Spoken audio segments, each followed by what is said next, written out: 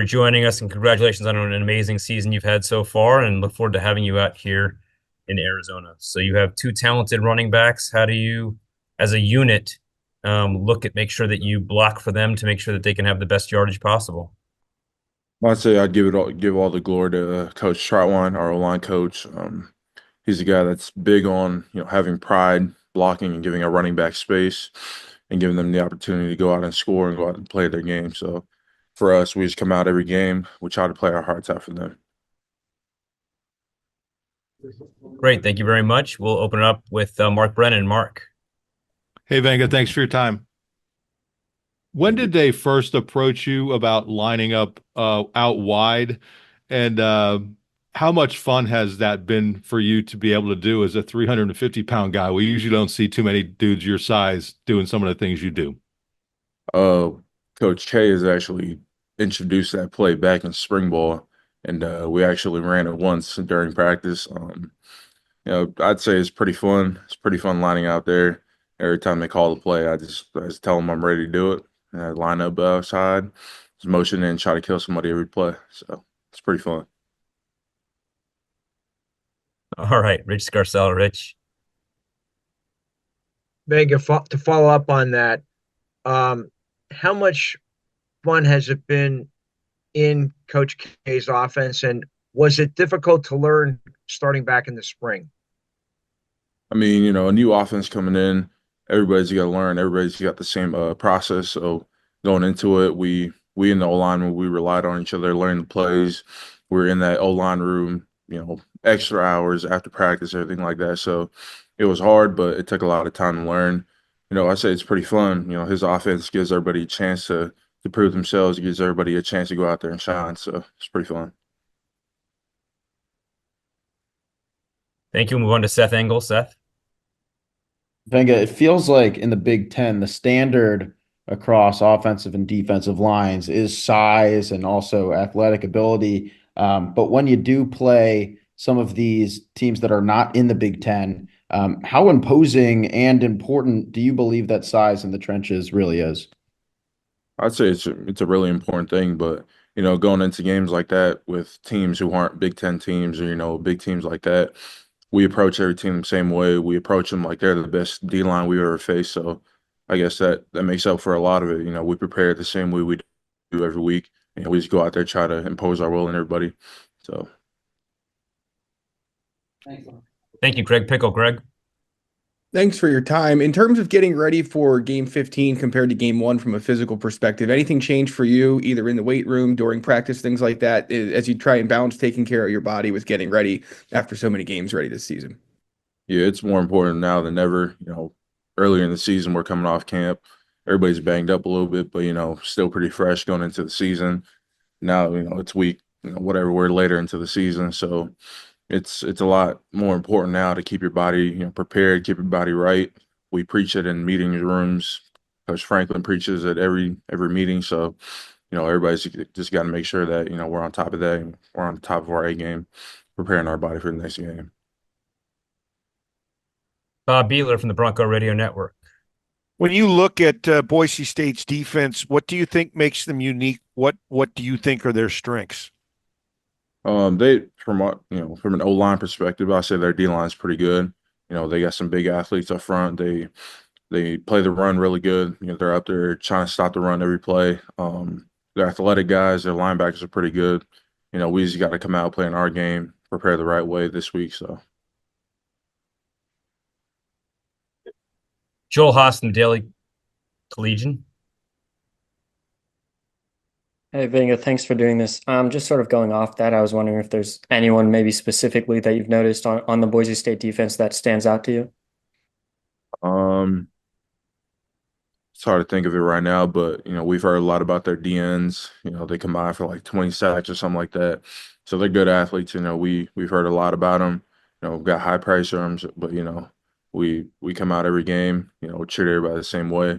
It's a competition game. Joe Smeltzer.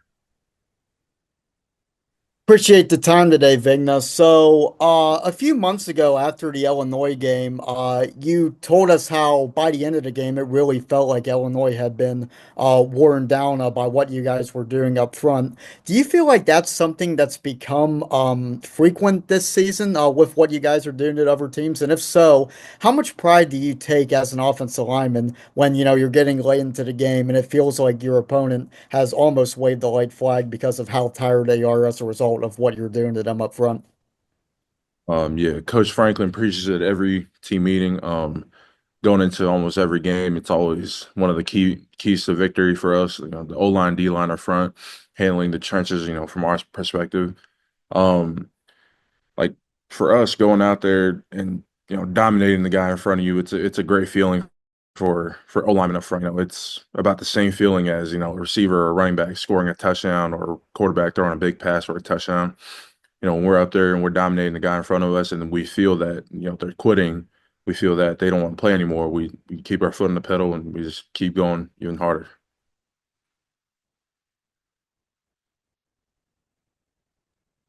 Thank you. We'll go on to Dave Melandra. Couple questions for you. One, do you feel like you guys are handling the pressure, knowing that you guys made the playoff this year and you're having or 2 wins away from potentially playing for a championship? And secondly, how do you think the O line has handled the pressure this season, especially with everything that's been happening this year in college football? I feel like our O-line's handled everything perfectly. Like I said, all the praise to Coach Trotwine. He gets us prepared every week. We come into the O-line meeting room, getting our minds right for practice, getting our bodies right, going into practice and going into games. But, I feel like playoffs, it's all about being 1-0, every week. Like it's a new season. We're not worried about the national championship just yet. We're worried about this week. For example, we're worried about Boise State. So, it doesn't matter if we're not going to make it past this game. So everybody's focus is on Boise State in that game. So Tyler Donahue, Lions 24/7. Venga, Coach Kotelnicki a little while ago told us that he really challenged the offensive line to lead this team toward where it wants to go. He talked about the physicality showing up in the first playoff matchup. How has your offensive line put yourself in a position to take another step this late in the year? And what's the importance of Nolan Rucci as he'd had to fill in for one of those starting positions? yeah, Nolan Rucci is a baller, man. Like I'm pretty sure most of y'all have seen it. Highest graded O lineman in the first round. That's impressive for a guy like him. Like me, myself, and the other four starters throughout the season. Like we've talked about it. We're really impressed with him, what he's been doing since he, took over that starting role. But yeah, like going into games, it's all about our mindset, and all about our preparation. That's the biggest thing. The little things matter most, rather than the bigger things. But it's us preparing. Like today, for example, we have a meeting in about an hour. We're gonna be probably in there for maybe two, just looking over D lines, moves, stunts, everything like that. So it all just comes down to preparation. It's more of a mental game, and then when we go out there, we're just playing football. Daniel Gallen. Vanga, what has it been like playing with Nick Dawkins this year as the starting center? And we hear so much about him as an off-field presence, but what is he like on the field as the center? He's a leader, man. He's a warrior. He's a guy that's born to be a leader. We're out there. He's the guy that he's the glue to the entire line. So he's out there communicating for everybody. If we're not ready for anything yet, he'll be out there just calling things out. So having that guy in the middle, holding us together, it's really important for us. So like that's probably the most important guy on the whole line right now. So, and yeah, and he's been working at it for however long he's been here. He finally got the chance and he took advantage of it. Seth Engel. Like I wanted to follow on Tyler's question about Rucci. With Anthony Donko's injury, how did that maybe bring you guys together late in the season? What was the message from that group, and what was it like to kind of work through that adversity? Yeah, one of the biggest messages that Trot always brings up constantly is, being ready when your number's called. So he's a guy that's been preparing since he's gotten here, transferred in during camp. him and Drew Shelton would work, him, Drew, and Donko would be working, every day on the playbook, sitting in meeting rooms, extra hours, working on that, and, trying to simplify things for him so that when his chance came, like he was ready. And I guess like one of the biggest things that we try to, you know, imply to our game as an O-line is being confident in each other. So, once it was his time to step up, we were all confident and we were telling him that, we have full trust in him, just go out there and play in your game. And that's exactly what he did. Mark Brennan. Venga, how important was Stacy Collins in getting you to end up at Penn State? And do you keep in touch with them? And how much you're looking forward to maybe, saying hello? I look forward to saying what's up to him. He definitely was probably the biggest part of me coming here. West Coast guy. He was the first one to reach out to me. We talked a little bit.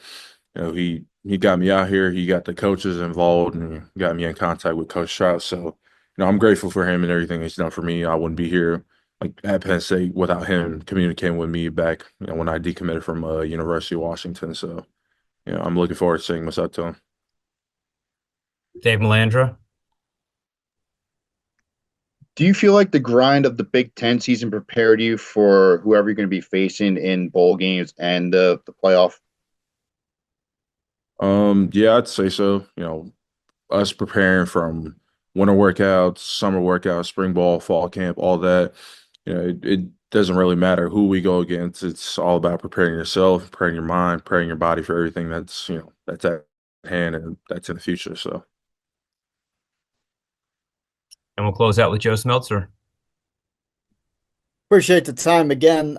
So following up on what you've been asked about Nolan Rucci, you mentioned what he's done so far since becoming the starting right tackle, and also the mentality that has helped him in filling in for Anthony when he went down. But from a physical standpoint, what does he do well, technique-wise, physicality-wise, etc., that makes him so effective as a right tackle in the Big Ten? Yeah, playing under Coach Trout, his biggest thing is technique. Like we focus on the little things in practice every day, like during indie periods. I'd say his his superpower are his hands. Like the hardest thing for an O lineman is getting hands inside of a D lineman because they're really good at that. Like every time I watch Nolan Rucci do a drill, his hands are always inside. Like I don't understand how they do it yet, but like I always ask him how he does it. Watching film on him from the game.